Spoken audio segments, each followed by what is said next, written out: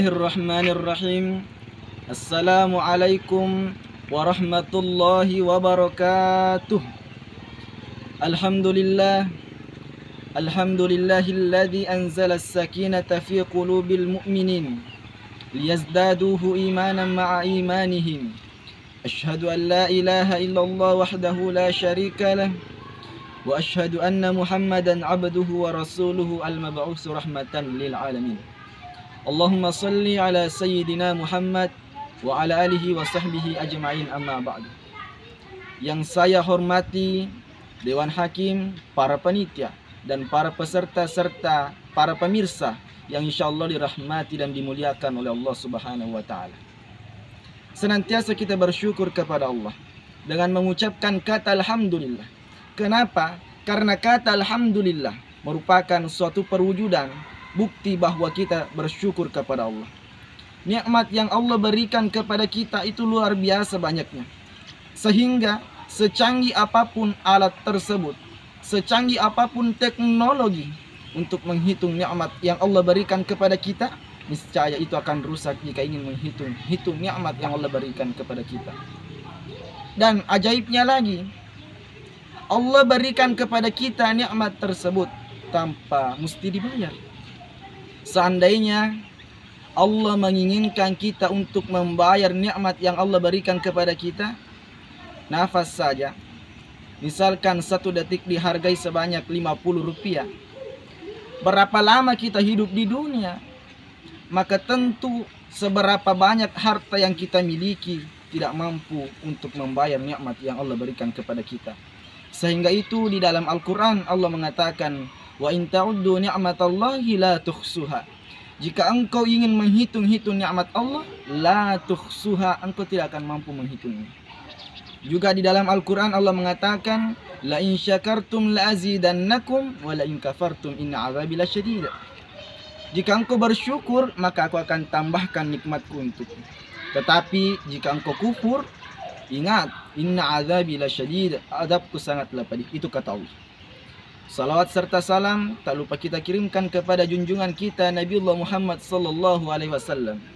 Nabi yang menjadi uswatun hasanah, suri tauladan bagi kita, terkhusus kepada kita umat Islam.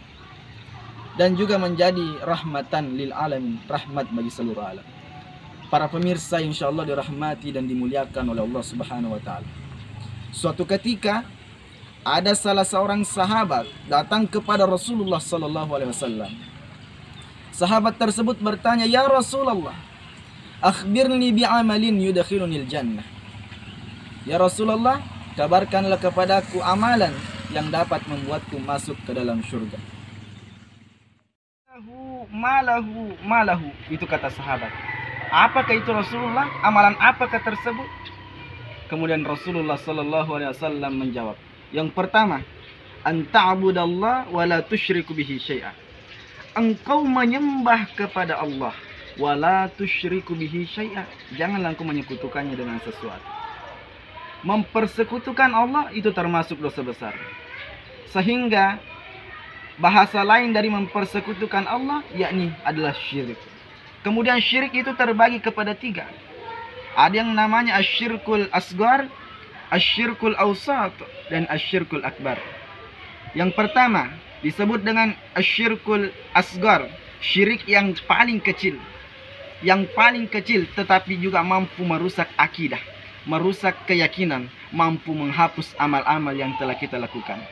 Syirik sebesar apapun syirik yang kita lakukan, itu mampu menghapus amalan-amalan yang pernah kita lakukan. Contoh dari syirik asghar ini ataukah syirik kecil, yakni salah satu di antaranya adalah riya. Apa yang dimaksud dengan riya? Ingin dipuji dari orang lain, ingin mendapat pujian dari orang lain. Batuan dari tuntuk nai pangka air lenatin na pada tarupatau rigo angkana ria pitang gau madecengo nasabak melu iri puji-puji. Jamaah para pemirsa insyaallah dirahmati dan dimuliakan oleh Allah Subhanahu wa taala. Kemudian yang kedua, dari pembagian syirik yang kedua yakni asyirkul awsat, syirik pertengahan. Kini asal syirik pertengahan, yakni meyakini bahwa ada yang mampu mendatangkan kemudaratan selain Allah. Jadi na yakini maka da engka mau lepakan sedia bala selain Allah Ta'ala. Itu termasuk syirik. Dan syirik yang ini dimaksud dengan syirik awsat, syirik pertengahan. Kemudian yang ketiga dari pembagian syirik yakni asyirkul akbar, yana syirik kami nak batuh. Syirik yang paling besar, syirik yang paling berbahaya, yang mampu bisa-bisa menjerumuskan orang ke dalam kekafiran. Apakah itu? Yakni mengambil sesembahan selain Allah. Nah sumpah ni buluwe, dia menyembah batu, menyembah berhala dan lain-lain sebagainya. Artinya dia menjadikan suatu sesembahan selain Allah. Itu namanya asyirkul akbar. Jamaah para pemirsa yang insyaallah dirahmati dan dimuliakan oleh Allah Subhanahu wa taala. Kemudian yang kedua yang Rasulullah katakan kepada sahabat tersebut adalah wa tuqimus shalah, dirikanlah salat. Salat itu merupakan kunci sukses hidup kita. Orang mau kaya silahkan, tetapi orang kaya jika tidak salat itu masih di bawah. Jika orang kaya rajin salat, rajin datang ke masjid, mantaplah. Salat itu mampu membuat kita menjadi baik. Dari dulunya tidak baik, sekarang bisa jadi baik. Salat itu merupakan suatu kewajiban bagi kita, terkhusus untuk umat Islam. Surga itu punya pintu, dan salah satu kunci dari pintu surga adalah salat. Sebagaimana sabda Rasulullah SAW dalam sebuah hadis, as-salatu miftahul jannah. Salat itu adalah kunci surga. Jamaah yang dirahmati oleh Allah Subhanahu wa taala.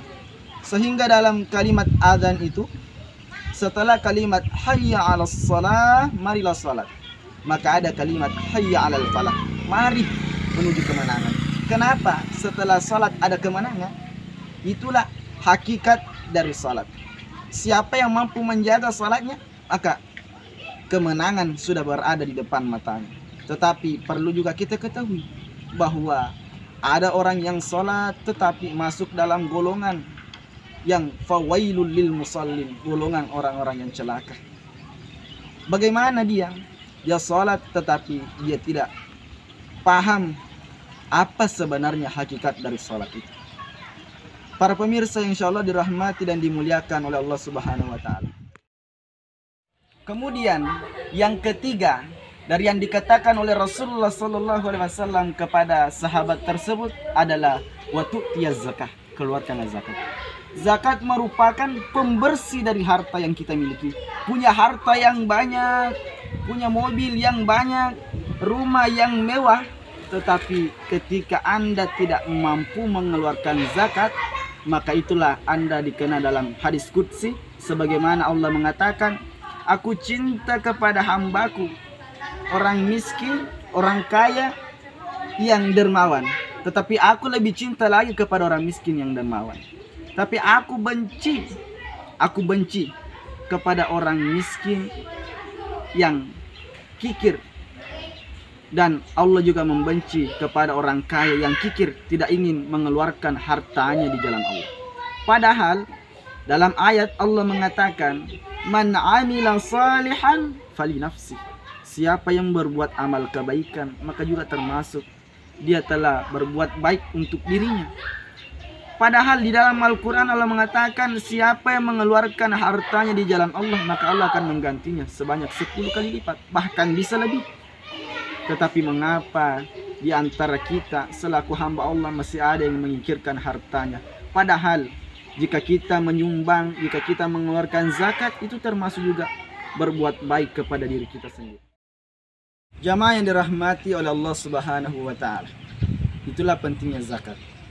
Kemudian yang keempat, kata Rasulullah kepada sahabat tersebut bahwa jika engkau ingin masuk surga, yang keempat adalah watasilur rahim, menyambung hubungan silaturahim. Kenapa perlu menyambung hubungan silaturahim? Ini sering saya katakan bahwa orang yang sering memutuskan tali silaturahim itu jauh sekali rezekinya. Susah masuk rezekinya. Kenapa? Jika kita memutuskan hubungan silaturahim dengan seseorang, bisa jadi suatu saat orang tersebut ingin memberikan kepada kita suatu pemberian, tetapi dia pikirkan, oh dia yang dulu cari gara-gara kepada saya, sehingga putus hubungan silaturahim, sehingga menjadi asbab tidak diberikan dari orang tersebut. Makanya hadirin, para pemirsa yang selalu dirahmati dan dimuliakan oleh Allah, dalam sebuah riwayat dari Anas ibnu Malik bahwa Rasulullah Shallallahu Alaihi Wasallam mengatakan, siapa yang ingin dipanjangkan umurnya, dilancarkan rizkinya, maka hendaklah dia senantiasa menyambung hubungan silaturahim. Jamaah yang dirahmati oleh Allah Subhanahu wa taala, itulah perlunya dalam perspektif ibadah kita sehari-hari ada dua hubungan yang perlu kita senantiasa sambung. Yang pertama, hablum minallah, hubungan kita kepada Allah. Bagaimana cara menyambung hubungan kita dengan Allah? Dengan menjalankan perintahnya, menjauhi larangannya. Kemudian hablum minan nas, hubungan kita kepada sesama manusia. Itu perlu kita jaga. Kenapa hadirin? Bangsa yang kuat bukan bangsa yang berpecah belah, tetapi bangsa yang kuat adalah mereka yang bersatu padu untuk menjadi kesatuan. Para pemirsa yang insya Allah dirahmati dan dimuliakan oleh Allah, sebagai kesimpulan bahwa ada 4 yang dikatakan Rasulullah kepada sahabat tersebut amalan yang mampu membuat masuk surga. Yang pertama adalah anta'budallaha wa la tusyriku bihi syai'a. Engkau sembah Allah tapi jangan engkau menyekutukannya dengan sesuatu. Yang kedua, dirikan salat. Yang ketiga, tunaikan zakat. Yang keempat, sambung hubungan silaturahim. Mungkin ini yang sempat saya sampaikan. Saya selaku pribadi pembicara memohon maaf atas kekurangan-kekurangan yang didapatkan dari saya. Karena mengapa? Manusia tidak jauh dari yang namanya kekurangan. Wabillahi taufik wassa'adah. Assalamualaikum warahmatullahi wabarakatuh.